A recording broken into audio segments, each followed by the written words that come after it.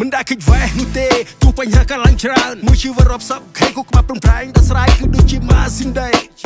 មិនទម្លាប់ខ្លួនអាក្រក់មិនតាមអារម្មណ៍ទំនោរខិតខំរត់ខ្លាចជីវិតធ្លាក់ខ្លាចជាអាចគោមួយថ្ងៃបាយបីពេលវត្តមានមិនដែលហ៊ានចូលមកសាពេលរៀងអត់ជីវិតសែនចត់ជូរវត្តមានតែមានតម្លៃធ្វើការងារដែលថ្លៃថ្នូរ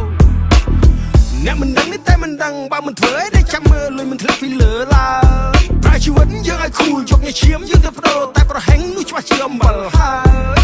ពេលយើងដួលបើសិនយើងមិនក្រោកបើមិនប្រឹងជីវិតសេរ៉ូហើយតែមកពេលច្បាស់ជាបរាជ័យភាពដូចជាសត្វកបីលេងផុកមិនងើបឡើយចុះពីកម្មចតាតាំងចាប់បានជ័យជំនះដើរទៅមុខបន្តមិនសំកប់ធ្វើឲ្យលះខំឲ្យចេញពន្លឺឲ្យវាភ្លឺដូចថៃរះសម័យធ្វើមានតម្លៃដូចការគិតទៅចេញពីផ្ទះអូ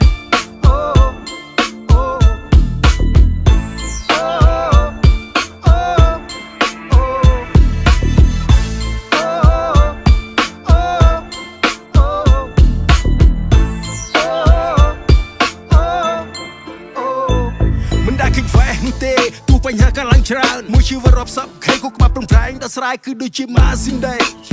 មិនទម្លាប់ខ្លួនអាក្រក់មិនតាមអារម្មណ៍ទំនោរខិតខំរត់ខ្លាចជីវិតធ្លាក់ខ្លាចជាអាចគោមួយថ្ងៃបាយបីពេលវត្តមានមិនដែលហ៊ានចូលមកសាពេលរៀងអត់ជីវិតសែនចត់ជូរវត្តមានតែមានតម្លៃធ្វើការងារដែលថ្លៃថ្នូរអ្នកមិនដឹងតែមិនដឹងបើមិនធ្វើឲ្យតែចាំមើលលុយមិនធ្លាក់ពីលើឡើយប្រែជីវិតយើងឲ្យខូលយកញឈាមយើងទៅបដូរតែប្រហែងនោះច្បាស់ជាអំបិលហើយពេលយើងដួលបើសិនយើងមិនក្រោកបើមិនប្រឹងជីវិតសេរ៉ូហើយ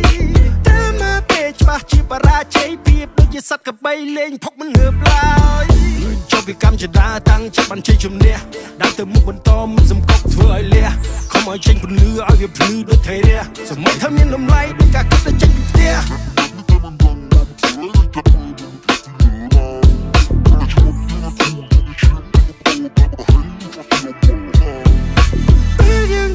សិនយើងមិនក្រោកបើមិនប្រឹងជីវិតសេរ៉ូហើយតែមកពេលច្បាស់ជាបរាជ័យភាពដូចជាសត្វកបីលេងពួកមិនងើបឡើយ